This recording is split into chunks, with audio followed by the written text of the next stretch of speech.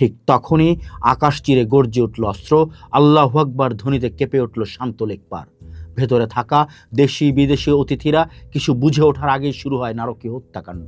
মামলাকারীদের কোনো দাবি ছিল না কোনো পালাবার পরিকল্পনা।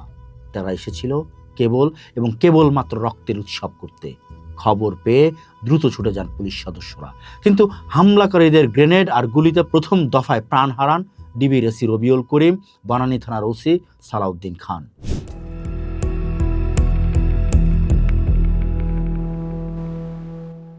রমজান মাসের 25 তারিখ, ইফতারের ঠিক পরপর বাংলায় আষাঢ় চলে। তখন আষাঢ়ের সেই ঝুম বৃষ্টিতে ভেজা গুলশানের লেকপার তখনও জানত না একটা রাক্ষসী অন্ধকার গ্রাস করতে আসছে তার আভিজাত্যকে।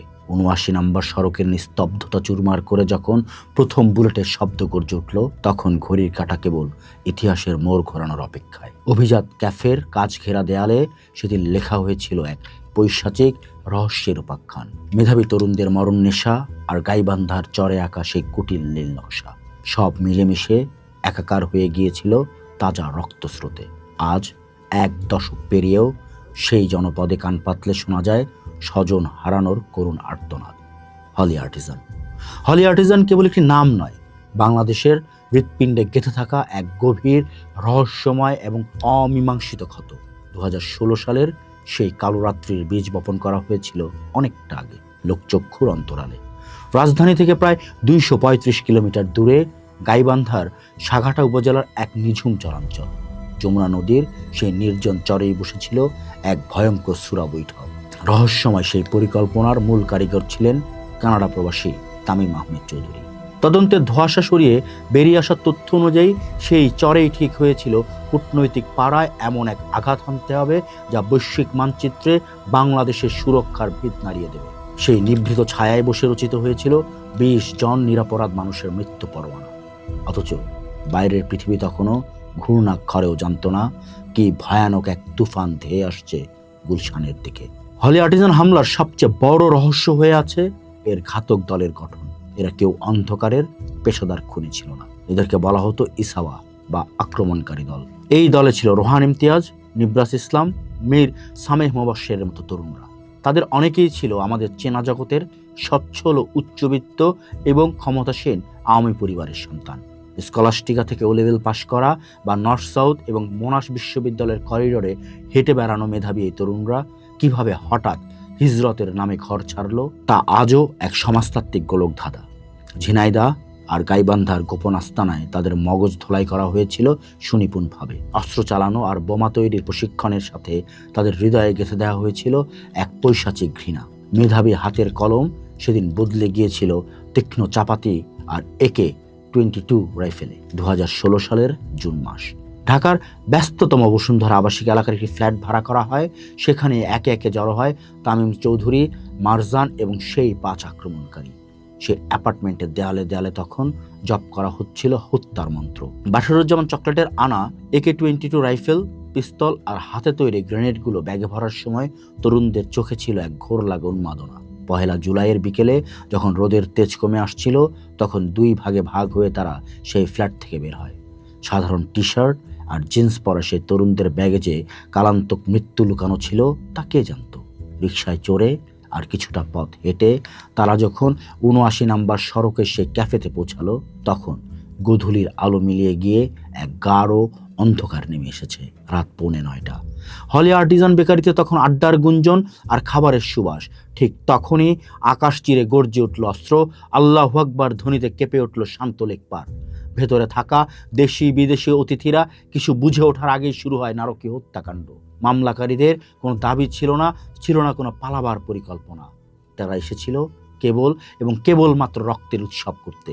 খবর পেয়ে দ্রুত ছুটে যান পুলিশ সদস্যরা, কিন্তু হামলাকারীদের গ্রেনেড আর গুলিতে প্রথম দফায় প্রাণ হারান ডিবির এসি রবিউল করিম, বনানী থানার ওসি সালাউদ্দিন খান। সারা রাত ধরে গুলশানের রাস্তায় অপেক্ষমান স্বজনদের চোখের জল আর আর্তনাদে বাতাস ভারী হয়ে ওঠে। ওদিকে ক্যাফের ভেতরে চলছিল বিভীষিকাময় বিচার। ধর্মীয় সূরা পাঠ করতে না পারা বিদেশি নাগরিকদের উপর নেমে এসেছিল নির্মম চাপাতির কোপ। সে রাতে লেকের পানি হয়তো লালে লাল হয়ে গিয়েছিল, কিন্তু সেই লালের দাগ ১ দশকেও মুছে যায়নি। পরদিন ২রা জুলাই ভোরের আলো ফুটতেই সেনাবাহিনীর নেতৃত্বে শুরু হয় অপারেশন থান্ডারবোল্ট। সাজো আজান দিয়ে রেস্তোরাঁর দেয়াল ভেঙে ভেতরে ঢুকেন কমান্ডোরা। মাত্র 12 মিনিটের অভিযানে খতম হয় 5 ঘাতক। কিন্তু অপারেশন শেষে যখন ভেতর থেকে 20টি নিথর দেহ উদ্ধার করা হয়, তখন পুরো বিশ্ব স্তব্ধ হয়ে যায়। 9 জন ইতালীয়, 7 জন জাপানি, 1 জন ভারতীয় এবং 3 জন বাংলাদেশি।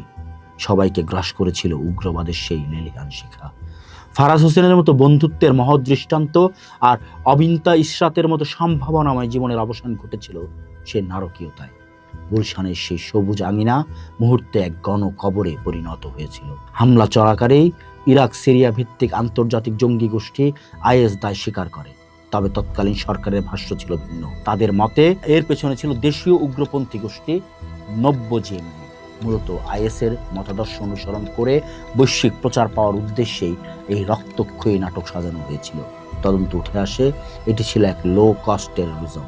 মাত্র কয়েক লাখ টাকার অস্ত্র আর মগজ ধোলাই করা কিছু তরুণকে ব্যবহার করে তারা বিশ্ববাসীকে কাঁপিয়ে দিয়েছিল। তামিম চৌধুরী আর মারজানের মতো কুশীলবরা এই রহস্যের জালে বন্দী করেছিল আমাদের তারুণ্যকে। 2019 সালের 27 নভেম্বর ঢাকা সন্ত্রাস বিরোধী বিশেষ ট্রাইব্যুনাল 8 আসামির মধ্যে 7 জনকে মৃত্যুদণ্ড দেন। পরে উচ্চ আদালত সেই সাজা কমিয়ে আমৃত্যু কারাদণ্ড প্রদান করেন। আইনের চোখে হয়তো বিচার শেষ হয়েছে, কিন্তু সমাজ আর রাষ্ট্রের হৃদয়ে যে ক্ষত সৃষ্টি হয়েছিল তার বিচার কে করবে? 1 দশক পরেও যখন গুলশানের সেই 79 নম্বর সড়কের পাশ দিয়ে কেউ হেঁটে যায়, তার অজান্তেই কি গায়ের লোম খাড়া হয়ে ওঠে না? সেই কাজ ঘেরা ভবনটির জায়গায় আজ দাঁড়িয়ে আছে আধুনিক আবাসিক অট্টালিকা, কিন্তু সেই নতুন দেয়ালের আড়ালে কি এখনো চাপা নেই 20টি মানুষের দীর্ঘশ্বাস? আজ হলি আর্টিজানের সেই রাত পেরিয়ে 1 দশক পূর্ণ হলো। গুলশানের সেই সড়ক এখন আগের মতোই শান্ত, আভিজাত্যের চাকচিক্যে মোড়ানো। কিন্তু এই নিস্তব্ধতা কি আমাদের অভয় দেয়, নাকি এক গভীর আশঙ্কার কথা মনে করিয়ে দেয়? হলি আর্টিজান আমাদেরকে শিখিয়েছিল সন্ত্রাসবাদ কেবল সীমানা দিয়ে ঠেকানো যায় না, এর শিকড় অনেক গভীরে, আমাদের মনস্তত্ত্বে। মেধাবী তরুণদের হঠাৎ উগ্রবাদের দিকে ঝুঁকে পড়ার যে ভয়ঙ্কর প্রবণতা সেদিন সামনে এসেছিল, তা আজও একটা প্রশ্ন হয়ে আছে। 10 বছর আগের সেই 1 জুলাই কেবল ইতিহাসের একটি কালো পাতা নয়, এটি আমাদের জন্য এক চিরস্থায়ী সতর্কবার্তা। উগ্রবাদের সেই অন্ধকার ছায়া যেন আর কখনো আমাদের সাজানো বাগানকে লণ্ডভণ্ড করতে না পারে। হলি আর্টিজানের সেই রক্ত ভেজা রাত আমাদের স্মৃতিতে বেঁচে থাকবে প্রতিদিন, প্রতি প্রহরে। কারণ ভুলে যাওয়া যাবে না। ভুলে গেলেই সারা বাংলাদেশ জুড়ে এখন সাদা পতাকা, কালো পতাকা নামে ব্রাজিল আর্জেন্টিনার পতাকার বিপক্ষে দাঁড়িয়ে যে পতাকা উৎসব চলছে, সেই উৎসব আমাদেরকে বারবার হলি আর্টিজানের কথা মনে করিয়ে দিচ্ছে। হয়তো ভুলে যাওয়া যাবে না।